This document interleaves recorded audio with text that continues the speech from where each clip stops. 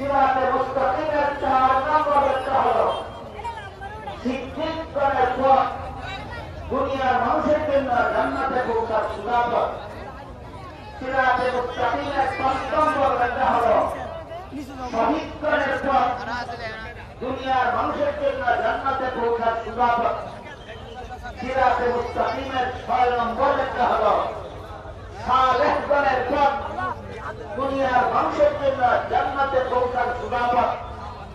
সিরাতে মুস্তাকিমের 7 নম্বর ব্যাখ্যা হলো আহলে সুন্নাত ওয়াল জামাতের পথ, দুনিয়ার মানুষের জন্য জান্নাতে পৌঁছার সুরাপথ। এই সিরাতে মুস্তাকিম কথাটা সূরা ফাতিহার ভিতরে আল্লাহ সিরাতে মুস্তাকিম কথার দ্বারা এতগুলি পথের বিবরণের উদ্বোধন করেছেন। 7টা পথের পূর্ণ বিবরণ 30 পারা কোরআনের ভিতরে দিয়েছেন। এবার বলুন 30 পারা কোরআনের ভিতরে সিরাতে মুস্তাকিমের বিস্তারিত বিবরণ আছে কিনা? উদ্বোধন হয়েছে কোথায়? সিরাতে মুস্তাকিমের বিবরণের উদ্বোধন হলো কোথায়? সূরাতুল ফাতিহায়। এই জন্য সূরার নাম সূরাতুল ফাতিহা, উদ্বোধনের সূরা। বিষয়টাকে আমি আপনাদের বোঝাতে পারলাম না, এখানে সামান্য কিছু আনুষঙ্গিক কথা আছে। সেটা হলো সিরাতে মুস্তাকিম কথার অর্থ হলো সুরাপথ। আমি আগেই বলেছি আপনারা জান্নাতে যাওয়ার সুরাপথ বলতে পারেন, আল্লাহকে পাওয়ার সুরাপথ বলতে পারেন।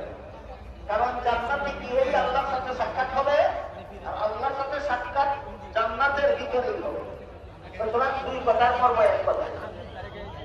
কাজেই আল্লাহ পাওয়ার পথ, জান্নাতে যাওয়ার পথ, এই পথের নাম সিরাতে মুস্তাকিম, এই পথের নাম সুরাপথ। তাহলে ব্যাখ্যা 7টা হলো কেন?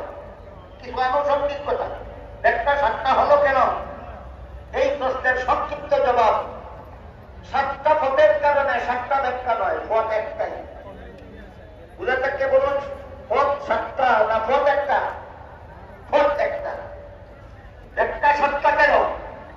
পথের ভিন্নতার কারণে, ব্যাখ্যার ভিন্নতা নয়, বুঝাবার সুবিধার জন্য ব্যাখ্যার ভিন্নতা। এর একটা উদাহরণ শুনুন। 1 নম্বর ব্যাখ্যা হলো সিরাতে মুস্তাকিমের 1 নম্বর ব্যাখ্যা হলো ইসলাম ধর্মের পথ, জান্নাতে পৌঁছার সুরাপথ। 2 নম্বর ব্যাখ্যা হলো কোরআনের বর্ণিত পথ, জান্নাতে পৌঁছার